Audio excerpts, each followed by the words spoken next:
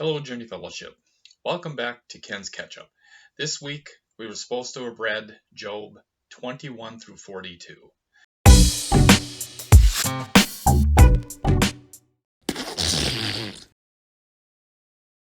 Before we can move forward, we got to jump back. We've got to kind of look at the beginning of Job, and I just touched on a little bit of it last week. In chapter 1 and 2, we saw Satan roaming the world, and then for some weird reason, we have Satan and God and the angels all meeting up. Very weird.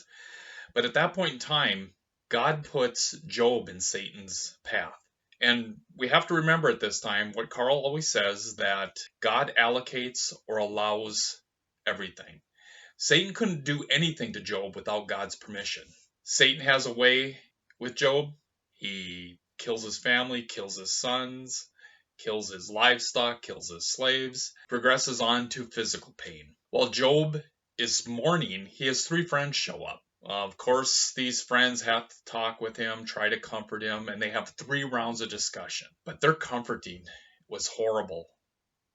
I would rather have enemies than friends like that. The first one, Eliphaz, he uses some rhetorical questions, but he's very pharisaical. He's like a Pharisee. In Job 4:7, he says, who being innocent has ever perished, implying that he was being disciplined for some sin.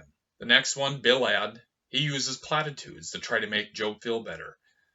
This is just like what we do when somebody, passes away and we go to see their family and we tell them, it'll get better over time. Zophar is the third one. Well, he suggests that the punishment was because of some form of sin also. In 11:11, he says, surely he recognizes deceitful men, and when he sees evil, does he not take note? You think you'd be done. But no, all of a sudden we have a fourth friend who speaks up, Elihu. We kind of have to assume he's been there the whole time. He's much, much younger, and we know this because he states it in the text. So he's just been kind of listening to everything. So he comes in with his points of view. In chapter 32:10, he says, far be it from God to do evil, from the Almighty to do wrong. He's getting some of the truths about the nature of God right, but he's still thinking there's some sin that Job doesn't even know about. Well, then we get to hear from God. Well, God, he pretty much admonishes Job. And in 38:16, he says, have you journeyed to the springs of the sea, or walked in the recesses of the deep? Well, we know Job hasn't. He goes on to say in chapter 40, verse 2, will the one who contends with the Almighty correct him? Let him who accuses God answer him. This is the time we have to look at Job. Throughout this book, Job has talked about God, but not to God.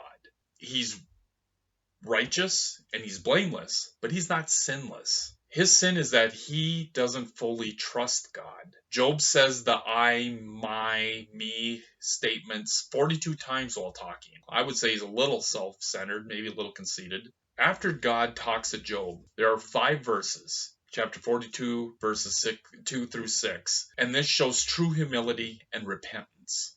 God has Job's friends at this point in time make an offering and has Job pray for them in order for the offering to be accepted. It is accepted, of course, because that was the deal. But here's the spoiler alert, especially if you haven't finished today's reading.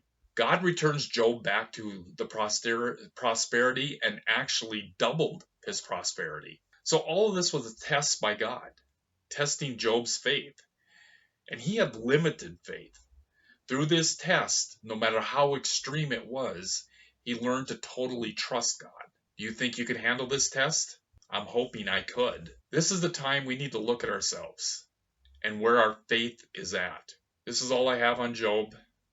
I know it's a little depressing, but this is all for Ken's Catch Up. Thank you.